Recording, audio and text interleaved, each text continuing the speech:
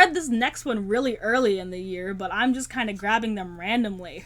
This next one was popular back in the day. It had like a fan base around it, I think, when it first came out, and now everyone's like not talking about it anymore.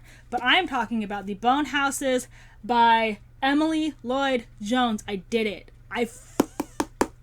I finally read the book, guys. I see it. I see why it was so good. I see why everyone liked it. But more importantly, I can get it off of my TBR. This book is about Rin and her family of gravediggers trying to survive in a world where the dead come back to life, so they don't really need to be buried. A mysterious mapmaker comes into town, and he and Rin stalk into the night trying to figure out why the dead come back to life. It's not really fae-oriented like I thought it would be. It's more just like curses and pots and magic water that doesn't really like get contained well and broken, and a mother's love. That's really all it's about. Because spoilers, by the way, in the beginning and as we go along throughout the story, we figure out that the map maker is an orphan who just happened to get picked up by the royal family, and he really wants to know what happened. So that's why he ended up in Rin's town. He heard that he may have been picked up around the area where the forest is around her home, and he was trying to see if he can find clues about his mother. Spoiler alert, his mother is the reason why the curse happened. She loved her son so much that she was trying to feed him the magic water from the pot, and someone came, broke the pot, but he lived. So it's a really good story. I actually almost teared up. Why? I always tear up. I've been tearing up a lot for books, like, recently. Am I going through something? Should I see someone? This book has good chronic pain representation. I personally don't suffer from chronic pain, so I can't say the accuracy of the pain, but, well, the representation for the chronic pain. But I've heard that it is good chronic pain representation because it's not just fixed by the end of the story. I really like Rin's relationship with her family and how her brother tries to be more logical and tries to be like, maybe we should just move, maybe we should leave, and Rin is the emotional one, and she's like, we can't leave our family home. It's really good. It's so good. Words escape me when this is why I filmed my TBR first, because it's easier it's hard for me to describe books that I read beyond I like them so much. Here are the reasons why. But Rin is a good main character. I really enjoyed her relationship with the mapmaker, who I cannot remember the name of, so I'm going to call him Mapmaker because that's his main personality trait sometimes. I enjoy her relationship with her family. I enjoy seeing how she interacts with everyone, how the village just kind of tries to help her and her family out, because they're orphans, even though sometimes they really can't, because since they are gravediggers, that is their main source of income. But since the dead come back to life, it's safer to burn the dead, so they try to spot her money, but they obviously can't, especially because the town itself is drying up after the coal mine blew up and collapsed. So a lot going on in this book, and I am describing it so bad, but it's really good. I see the hype now. I'm glad I read this. I'm glad it's off of my TBR after years and years and years. So I did it, guys. We did it! This is actually the last book I read this month, but I meant to stick it in my literary fiction section because it would be the most logical place to put it. But we have Nothing to See Here by Kevin Wilson. This book was a lot different than what I thought it was coming in. It is true that this woman ends up nannying for some children who catch on fire, but the reason why is actually wild. The children she's nannying for are actually the stepchildren of her ex-best friend's husband. No. God. She has a best friend. Her best friend has a husband. Her husband has kids. So they're her best friend's stepchildren. That's where we are right now. And they catch on fire. Their father is running for governor, so they're trying to keep this whole they spontaneously catch on fire thing under wraps. It's chaotic. It's messy. The children are feral. It's really good. The mother is really sad. Spoilers, she ends up having to nanny because the parents are trying to sweep the whole we catch on fire thing under the rug, because again the father is trying to run for public office, and having children who catch on fire is kind of, some people will try to call it a statement, but it just kind of happens. And so it makes me mad. It makes me mad. Oh my gosh, where was I? I don't even remember what I was talking about. Back around to the mother of the parents, she ends up committing suicide because she cannot handle the children catching on fire. So she kills herself and she tries to pass them along to her father, to their father, which is running for office. And it makes me mad. She tried to kill her kids too. It's so sad. It's so sad. Oh my gosh, I'm trying to put my thoughts together in real time. I should have wrote this down. I tried to write things down, but I didn't write any notes for this book. I should have taken notes for this book. The best friend, the woman of the stepmom who we're talking about, who is now the nanny's ex-best friend, they actually went to school together, and the best friend framed her for having cocaine because she's from a lower class, and they're just like, she's gonna get slapped on the wrist, whereas this can be a big political scandal for us because we're rich and stuff like that. So they let her take the fall for it, and her life has been messed up ever since. But it was just it's just another cycle of poverty, so it's hard to say whether or not she actually would have been out after that. So she takes the job initially because she needs the money, and then she grows to actually love the children, in all stories. It's the time. I am pretty unsatisfied with the ending of this book, though. Like, it doesn't feel like there's a lot of consequences for anything that happened. The political figure also has another child with the best friend, and he spontaneously catches on fire as well, but the implications of that isn't really talked about in the media. They try to sweep it under the rug, like rich people do, but it doesn't really have a consequence. And then the other children light the house on fire, and that doesn't really do much, and they run away, and the stepmom just asks if she wants to adopt the children, even though she's known them for like a week and doesn't have any training, nor a house, nor a job, and it just is kind of an unsafe environment for children, even though she's trying, but God, I don't think she needs kids right now. She can barely hold her own life together. So I don't know how I feel about the ending. Like, I love a good child adoption story, don't get me wrong, but this one just doesn't feel like it should have happened that way. I feel like there should have been more consequences to the children burning down the house. And it didn't make sense to me. It was still a good book, but gracious grief, so much stuff there's so much potential in this book that was just left off because it's so short. If it added like a couple more, like a 50 to 100 more pages, I feel like it would have been a more satisfying conclusion, but it's just not it right now. So that's all I really have to say about this book. One day I will learn how to properly describe books. I can't do it all the time. I can talk about them all day, but will it make sense? The world will never know. Next book is the start of a series that is really short. I've talked about it before, and that is All Systems Red by Martha Wells, the first book in the Murderbot Diaries. This is about a murderbot who gains sentience, and it's really good. I didn't exactly know what I was coming into with this book, but I've heard some things about it. Like, it's true that the robot only gave itself sentience to watch TV. That's pretty much it. But spoilers.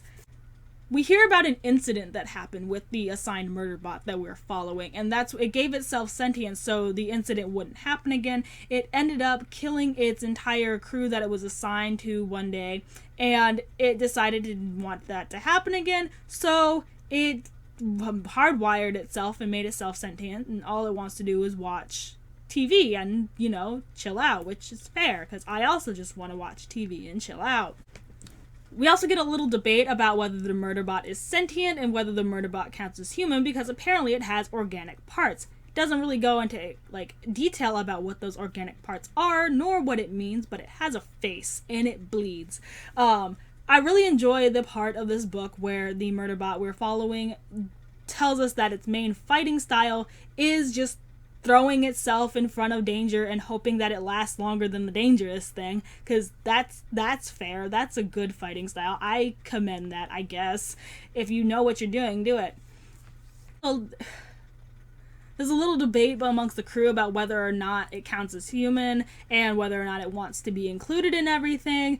It's a really good depiction of like what would happen if you did give like a robot did gain sentience, and like the implications about that, and it's what is sentience, what is free will, what is all this stuff, especially because the whole place is capitalismized. So everything is corporate, everything is funded, everything is about money. If there's not a profit, there's no point. And it's fun. The ending of this book, spoilers, is the startup of the series proper, in which the Murderbot leaves and goes off and tries to find itself, and it doesn't want to be owned by anyone anymore, and it's just really good. I cannot wait to see more. The robot is sassy. It starts off by saying, I literally don't care about anything that's happening, I just want to watch my shows, which is fair because I also don't care about a lot of things that are happening, and I just want to watch my shows. So I related a little bit too hard with that. The mystery about why the second crew goes missing and why everyone ends up dead is really fun. It's just, I don't know how else to talk about this book. It is the first in a series, so I can't judge it too hard, but this is a great opener, especially in the short amount of time we get with these characters. And the main character, the Murderbot we are following, who named itself Murderbot, actually. I didn't know that. I thought they're all called Murderbots, but no, they're actually called security drones, and it just calls itself Murderbot because it feels like it's just a murder robot, which, fair, that's fun. Really great opening. Apparently there's more coming out, and there's more still out being published, so I need to get my hands on those because I am now a fan. I am a fan. This is now an active series. I don't know when I'm gonna get to it. I'm kind of hoping to find the other, like, they're gonna put the other books in a box set, because I think there's at least 2 or 3 more out currently. Hope they put them in a box set, because then I'll pick them up, but I'm probably gonna end up picking them up anyway. So yeah, all systems red. The next book, this one, I picked up because I can't go too long without horror, and this guy is kind of known as the king of horror, no pun intended, and that is Misery by Stephen King. This book is about Paul Sheldon, who is an author who gets drunk one night, crashes his car, and gets picked up by his biggest fan. She picks him up, and she's currently reading the last book in this series that he's writing, centered around a character called Misery, which is his most popular work, despite him hating the character Misery. When she finds out that Misery is actually killed off in the last book, she gets really angry, and she's like, that's not how this is gonna work. You're gonna write me a book, specifically me, where Misery comes back to life, and it's gonna make sense because I don't like cop-outs, and you can't just pull the whole last part was just a dream, and she didn't really... No, she has rules. She has... Oh, she keeps him trapped in the woods and gets him addicted to drugs and all that good stuff. Do I think this book is a great representation of mental health? Absolutely not. Do I think this book is, like, horrifying? Yes. The two things can coexist. I really don't think this is not a great representation of mental health at all. It's implied that, what's her name?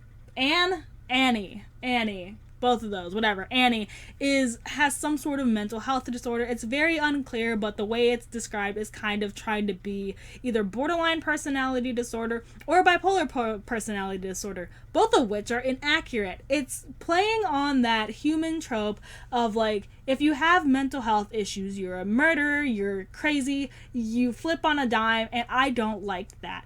However, this is also one of my favorite books by him to date. Don't ask me why. I also have mental health issues. I'm not going to go into them, but I have mental health issues, and I don't think this is a good representation of mental health, but I think this is a good book. It is thrilling, it is horrifying, it is visceral, it is traumatic to read at some points. Like, it's violent. It's very violent. Like, spoilers, she cuts his foot off with an axe, and then she uses a blowtorch to cut it off. She runs over someone's head with a lawnmower. She buries a cow alive. I think that's a thing that happened. It's pretty vaguely implied. She cuts the guy's thumb off with a meat grinder, with an electric knife. Horrifying. Traumatic. She gets him addicted to drugs. She almost pushes him down the stairs. It's a bad time. But, like, he gets... Oh, my God. I don't even understand. He turns out, like... I don't even know. the book that he ends up writing is like his best work ever, apparently. Like, trauma-induced writing. Misery, the story of Misery is whatever, the series Misery, is supposed to be like this ye olden era proper ladies and whatnot, and it turns into this gothic thing that is she buried alive and witches and my main problem with this book is the excerpts from Misery, because it uses the magical black people trope in which black people are only introduced to be this magical guide for the white people, and even then it's only in a fictional tale told in this book, so there's no actual representation in this book, and it's just kind of put there to make black people, it's like representation without actually having to be representation. And then the representation is kind of stereotypical, be it for black people of that time, which are like, yes sir, no sir, whatever it is, you know the stereotypes, or the witch Dr. Savages. And I take issue with that. Annie says the N-word with the hard R in there for no reason whatsoever, and he uses Africa as like this magical set piece for like inspiration about stuff and trauma and horror, and it's just not great representation at all. There's no representation at all, which I can kind of almost give a pass to, because they are just isolated in this cabin. These two people are just isolated, so I can almost give it a pass for that. But the fact that they're portrayed in the story as fictional characters, as stereotypes, isn't great. So I'm conflicted about this book, because it is one of my favorite books by him, but I don't understand why.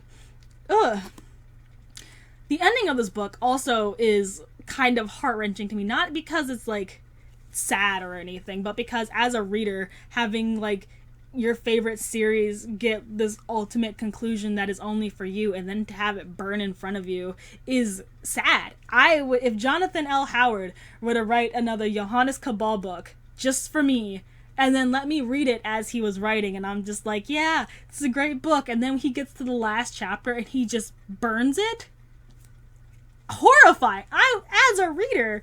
But it is kind of poetic justice, because Annie doesn't deserve to read the ending of the story, and neither do we, because it's not that great. I don't think the Misery book in here is really great, and I didn't like the excerpts from it. It was not necessary. It didn't add anything to Paul's story. Watching Paul become this like cocky writer from like this cocky hotshot who only has like this one chick lit series to his name, suddenly like he's all full of himself, and watching him slowly shrink into this shell of a man who only runs on pills and pop is kind of sad.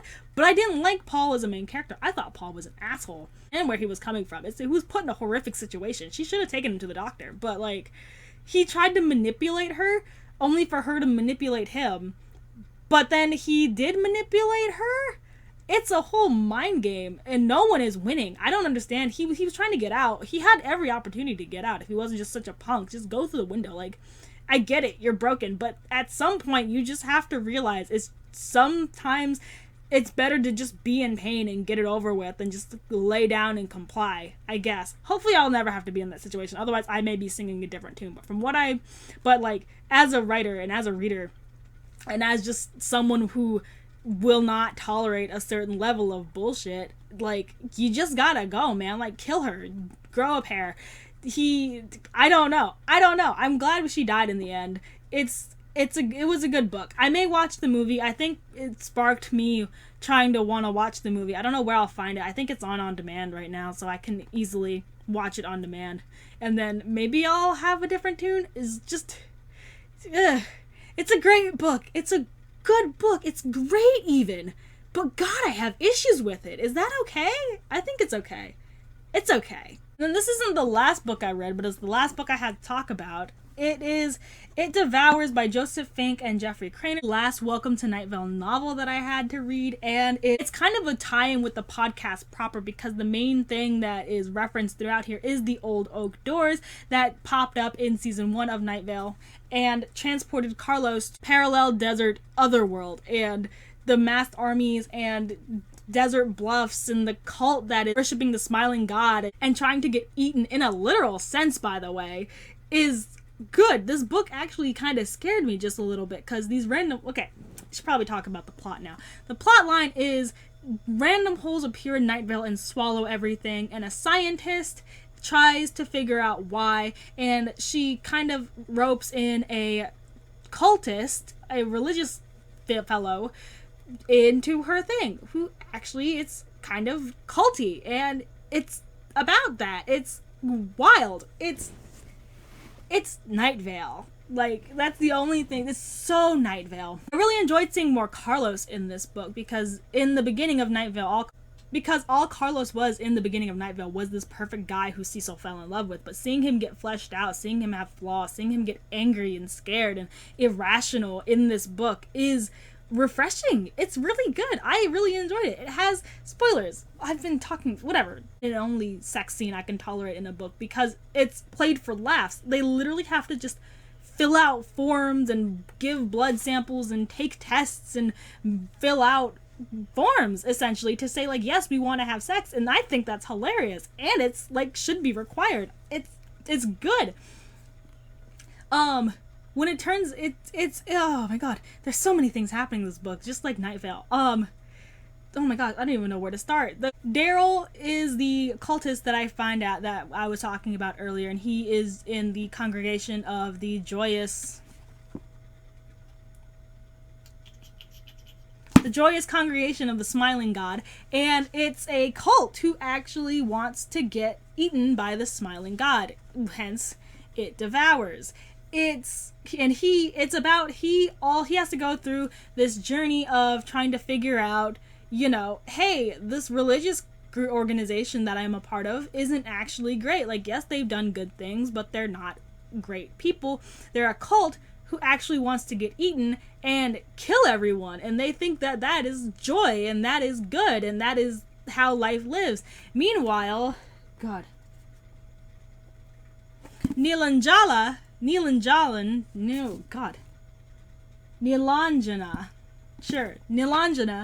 I'm so sorry, God, Nilangela, she's a scientist, and she is focused on science mostly, to the point where she's one of the scientists that come in with Carlos, and they believe that living life alone is fine for her. And then when she starts hanging out with Daryl, she is like, hey, maybe there's more to life than just science. She thinks in numbers. She tries to calculate things when she gets nervous, and she says she tries to figure out, like, if I do this is what's going to happen, like hypothesis, experiment, conclusion type thing, which I think is cool, because that's a way of thinking, and it works for her. And then suddenly it doesn't, and they struggle together, because he is so wrapped up in his ideology of this congregation is so good because they're good to me, they can't be like dangerous. And she's like, you have to follow more logic than that. And it's their struggle is really good to see, and they end up falling in love, but then they don't.